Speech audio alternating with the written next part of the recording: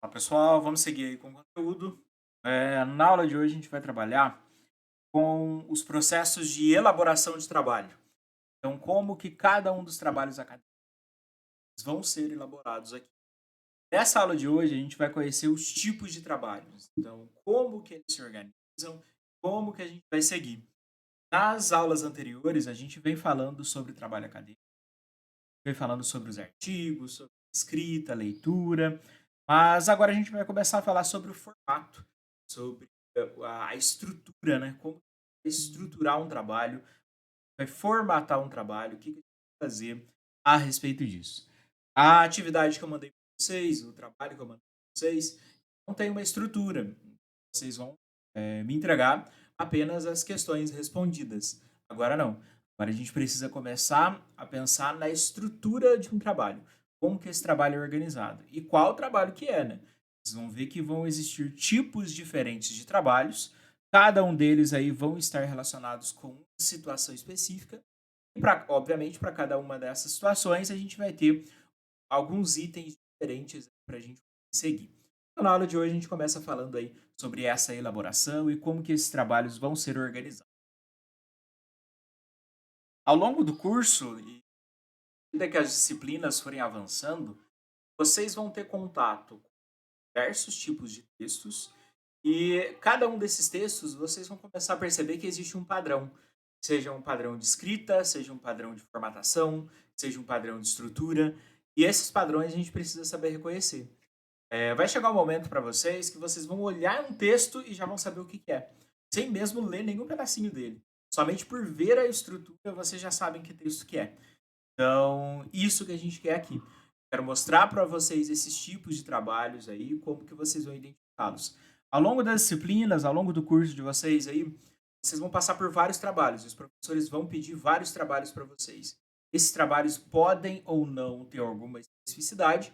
Se o professor pedir, olha, esse trabalho precisa ser feito nesse formato, a gente segue. Olha, o professor passou um trabalho, mas não tem uma formatação básica. Ele só passou o trabalho com o tema mesmo. Aí vocês voltam na disciplina de pedagogia, identifica qual é o trabalho que o professor pediu e utiliza o modelo. Eu vou passar para vocês, não nessa aula, mas eu vou deixar disponível para vocês vários modelos de trabalho. Ah, como que é um trabalho para disciplina? Como que é um trabalho de seminário? Como que é um trabalho sobre um relatório? Como que é uma resenha? Como que é um fechamento? Como que é um resumo? Então, eu vou mandar esses modelos para vocês. E quando algum professor pedir para vocês um trabalho relacionado a isso, vocês já têm.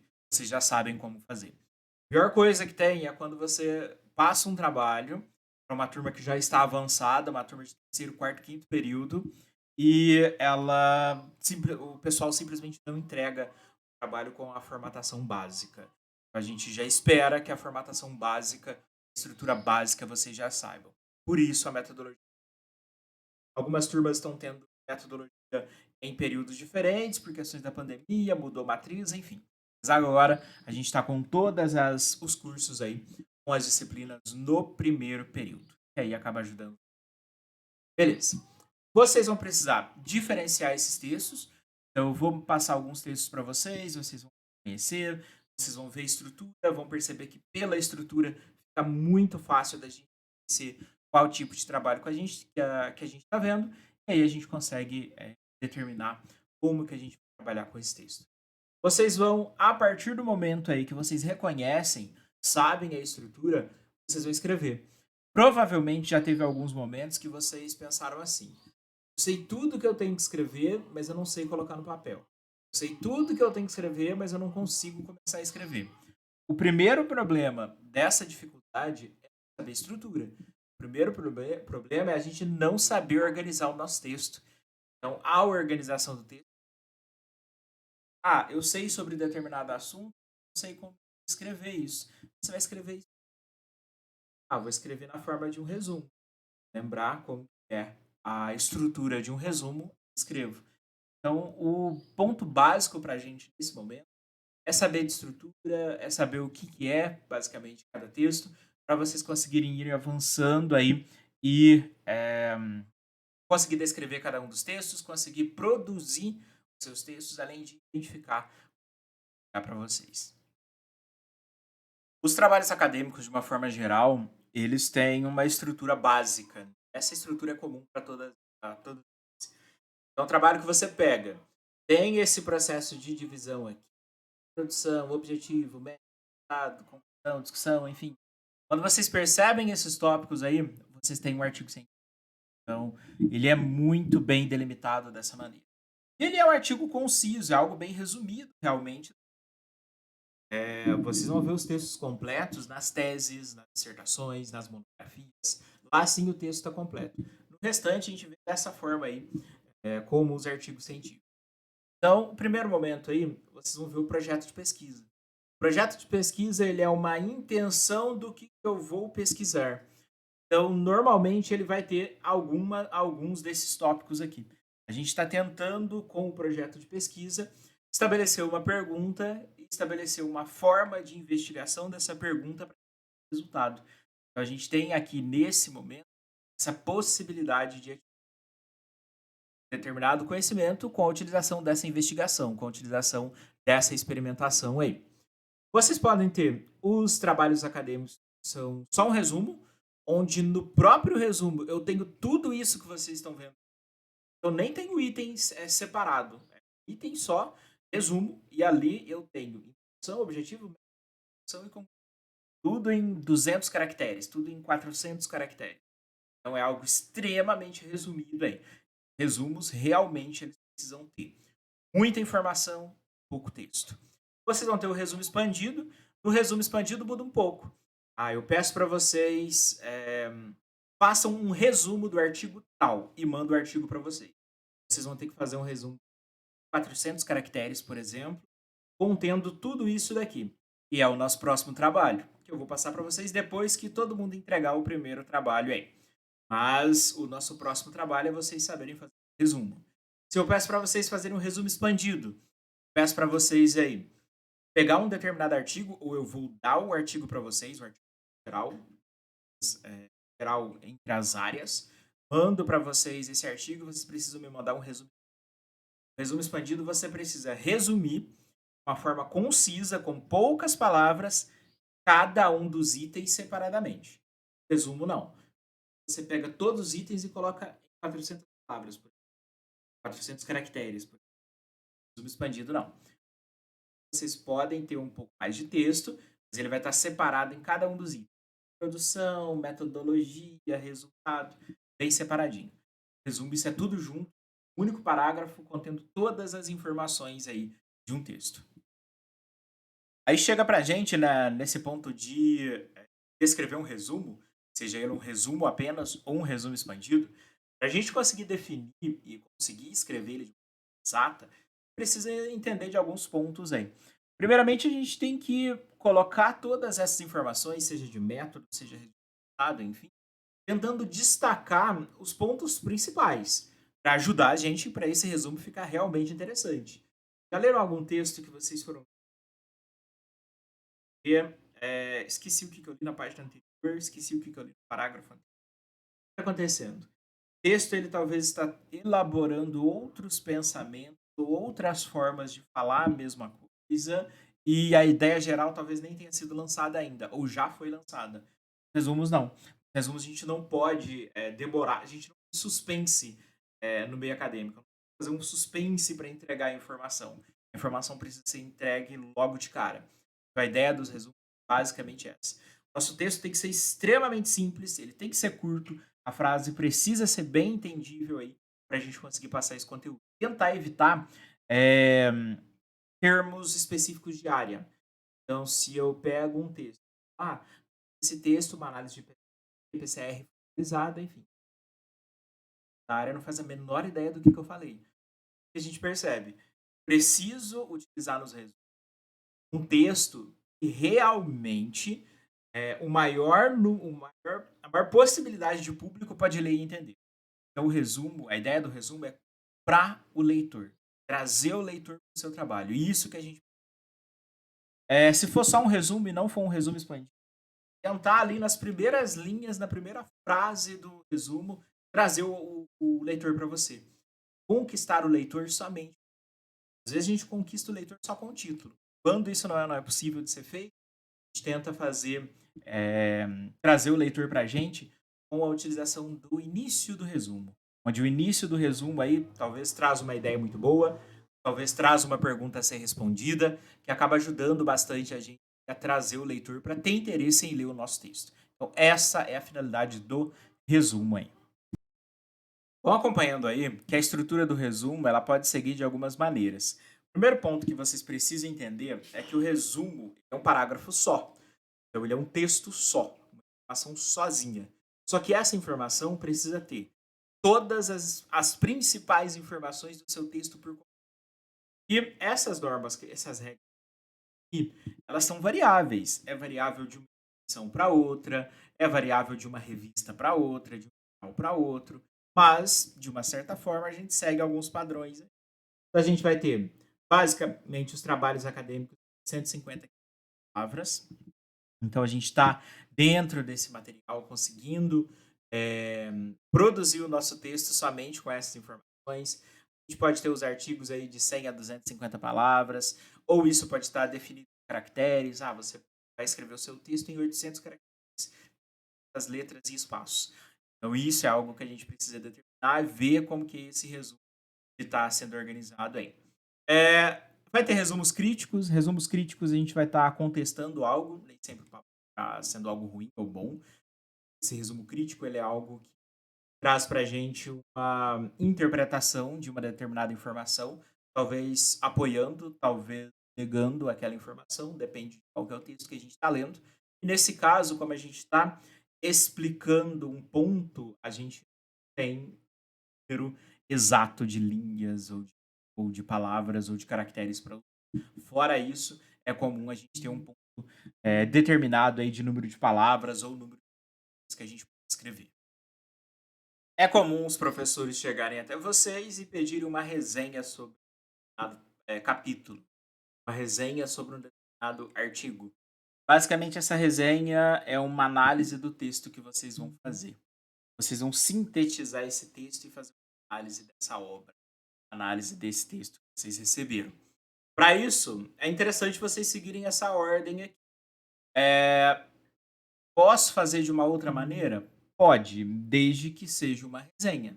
Para ser uma resenha, eu preciso ter uma análise desse texto. Você vai trazer os pontos principais, vai falar do autor, vai avaliar a obra, vai dar a sua contribuição, a sua apreciação, você vai recomendar ou não esse texto, enfim, precisa ter todos esses pontos aí. Para isso, tenho aqui para vocês uma estruturinha básica que vocês podem seguir. Então, qual seria a avaliação da obra? Qual são as informações do autor e da obra analisada? Ah, o texto é muito antigo, 1948. Não é algo que reflete a situação de agora. Porém, vocês vão resumir as ideias discutidas no texto, vai falar quais são as conclusões do autor, se vocês realmente, se esse trabalho realmente no caso de um texto para agora, muitas conquistas, talvez para a época teve muita, mas agora a gente já tem muitas informações novas na resenha agora, olha. Então vocês estão pegando a informação lá de 1900 e pouco, falando que naquele momento aquela informação foi muito relevante, e agora a gente tem talvez melhores metodologias, melhores ferramentas, enfim, e a gente tem esse conhecimento muito mais elaborado. Então, o que a gente vê? A gente faz esse comparativo, essa apreciação dos conteúdos, dos conhecimentos que vocês viram nesse texto. Por fim, a recomendação, né? Se você recomenda esse texto ou não, e por que você recomenda esse texto. Qual seria o fator A? Considerando que esse texto é de 1900 e pouco e não reflete a realidade atual, é um texto muito interessante para compreender os aspectos básicos, a história desse conteúdo, o ponto inicial de investigação desse tema. Então, vocês estão fazendo uma indicação desse texto aí. Então, é algo interessante que dá para a gente. Esse é o modelo de resenha. Então, muita gente, o professor pede resenha, a pessoa entrega resumo. Resumo, vocês já viram, nada, nenhuma relação com a resenha. É algo muito nosso, é uma interpretação muito nossa. Tem uma resenha errada? Não. Pode ter uma resenha mal estruturada. É errada. Da gente conseguir encontrar uma resenha errada. tá mal estruturada aí. Depois a gente vem para o relatório. O relatório muda um pouco, porque o relatório ele não vai entrar com as ideias de vocês, com os nossos comentários, nossas ideias, nossas análises. Não. O relatório ele traz basicamente as informações de progresso de algo. Qual que é o relatório do primeiro semestre da disciplina? Prazer. E vocês já tiveram 3, 4 aulas, já foi passada uma atividade, vocês já tiveram 4 vídeos e uma aula online. Esse é o meu relatório.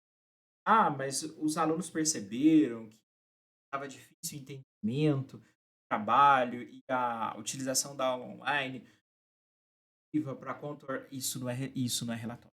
Isso não entra no relatório.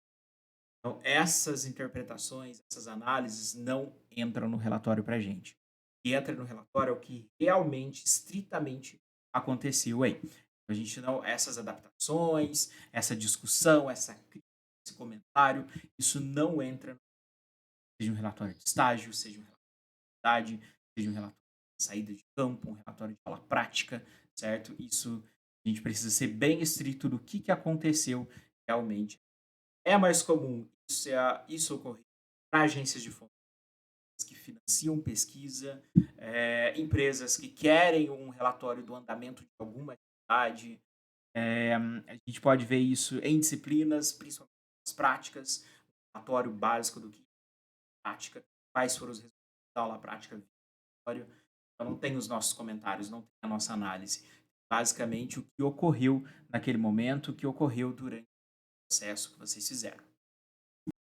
Depois a gente tem o fichamento. O fichamento, ele basicamente é vocês fatiarem a informação. Vocês vão fatiar a informação do artigo. Então vamos pensar, vou pegar aqui as informações de um determinado artigo. Só que vocês, ao longo do tempo, vocês vão trabalhar com vários artigos.